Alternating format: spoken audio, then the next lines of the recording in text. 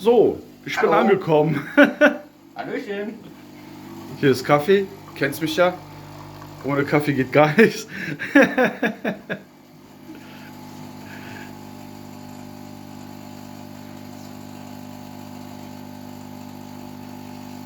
Aber so unordentlich finde ich das jetzt nicht, also ganz ehrlich. Mein Zimmer ist da hingegen Katastrophe, muss ich ehrlich zugeben. Ja doch, ich hasse das.